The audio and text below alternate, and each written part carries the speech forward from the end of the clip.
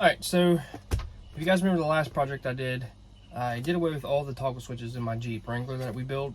I did away with all the toggle switches and I got a gang switch panel. And what I like about them, you know, it really cleans up the wiring and it cleans up the place that you have everything wired into, right?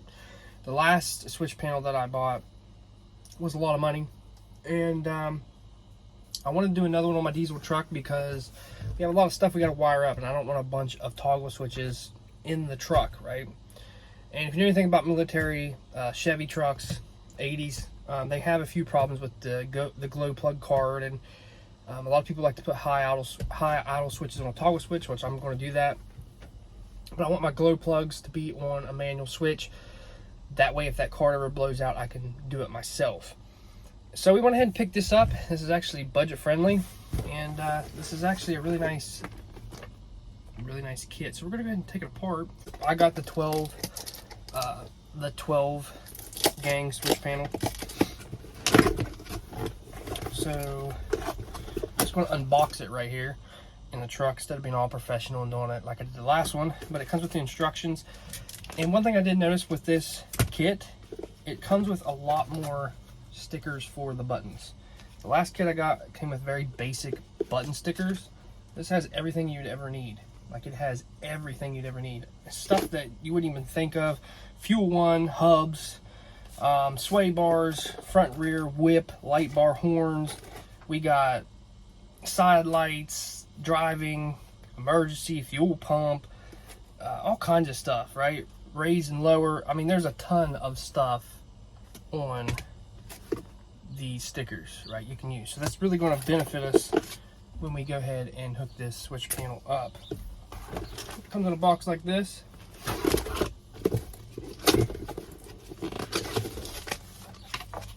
Looks like that. I'm going to pop this thing out. Switch panel feels just like the other one. This is actually pretty heavy.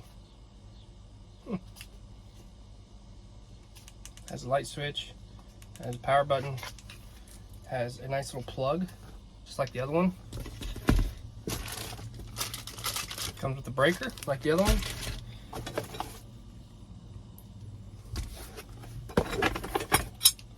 A bunch of brackets.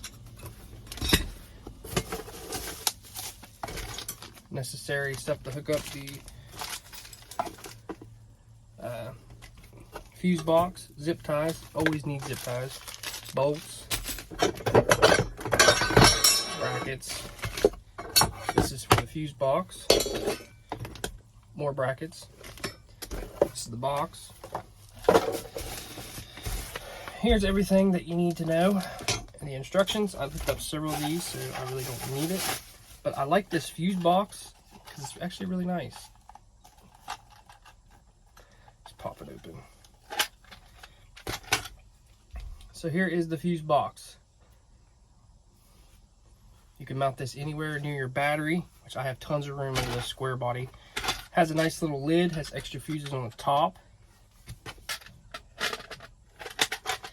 One thing I did notice about this particular fuse box, it'll have to be mounted somewhere up high that you're not going to get water in it. It's not really sealed. So it's sealed to a point, like all this, but other than that, the lid just sets down on there.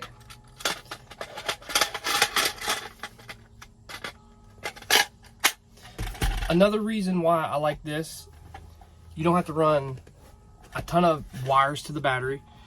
You have one power source right here, and once you hook that up, you can run it right to your switch because these are all numbered. So the best thing about it is we have 30 amp and it goes all the way down to 10 amp, and the same thing on this side, right? Should be number 1 right here, and it goes all the way up to 6, 7, down to 12. It's basic stuff here, right? Pretty simple. So what I'm going to do is go ahead and figure out where I want this mounted, and I'm going to show you how to hook it up Like I said, it's super easy to hook up. So pop the hood, see where I want it mounted at, and then we'll run our wires and go from there. There were 2 holes here from something. I tried to get those to work, but it was too far. So what I did was put 2 holes here so I could mount this between my batteries like this.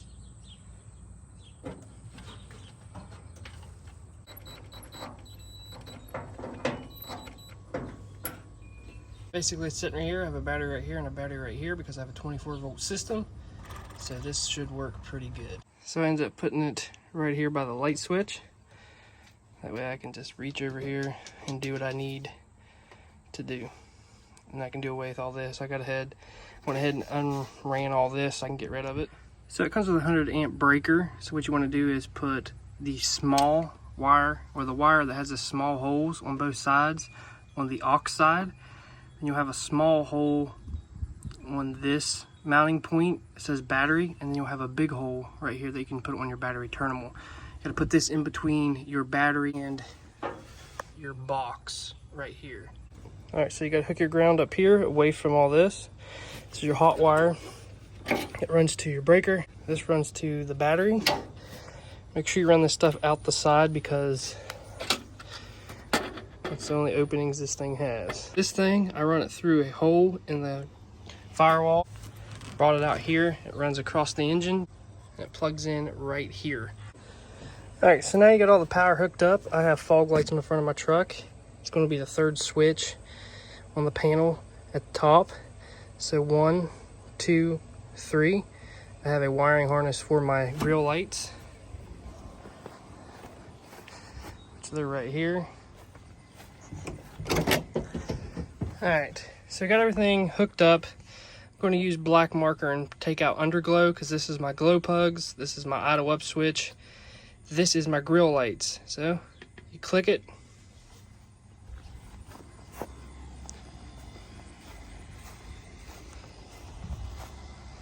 And they work.